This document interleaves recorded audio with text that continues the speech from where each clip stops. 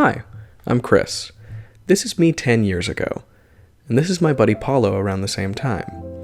There's this trend going around where people are posting pictures from 2016. Now that it's 2026, it's the first time for a lot of us as adults that we can look back 10 years ago and see who we were in high school. Especially considering in 2016, social media was already huge. Now more than ever, people have loads and loads of photos to look back on.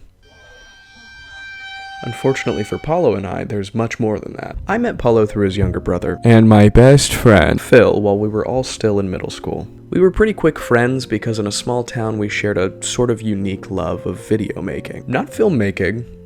No. We were trying to be YouTubers. We loved YouTube and the unique content that was streaming out of that platform constantly, especially as we were growing up. So naturally, we started making videos together. Is it focused? What? You shall focus! How's it going, guys? My name is Paulo. This is...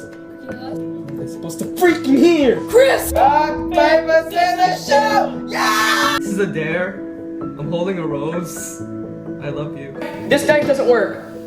Chris, play while I couldn't finish. Pooped myself. The kinds of videos you'd expect two middle schoolers to make, but regardless, it was a fun time. We were literally just trying to entertain ourselves. We weren't focused on blowing up, or going viral, or following trends. We were just trying to find our teeny tiny little voices.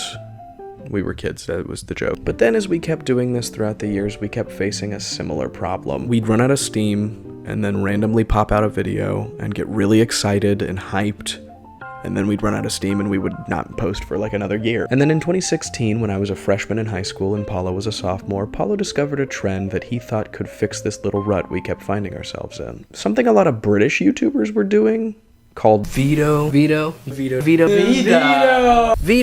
Day 6. 7. where we were gonna set out to film and upload a Video every day in October. Paulo. And you know what? Credit where credit is due, Paulo.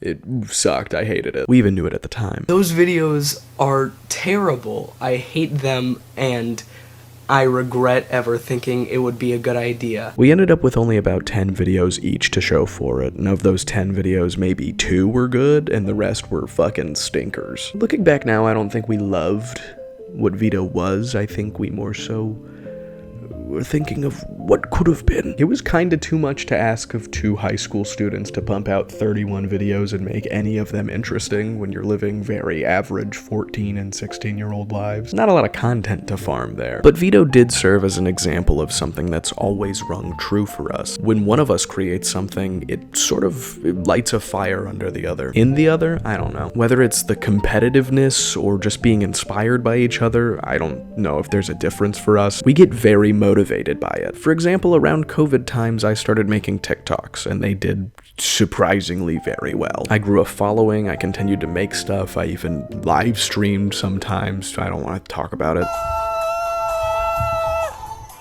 That's the high note at the end. And that's when Paulo decided it would be a fun time for him to start streaming. Something he'd already wanted to do for a long time, but he never found the motivation to jumpstart. We weren't competing, we never have been, but seeing that spark in our, for lack of a better term, creative partner made it so much easier to find the motivation and drive to start something of our own. We ended up both falling off the horse of streaming and TikTok respectively. I'll post one every once in a blue moon, and I love doing it.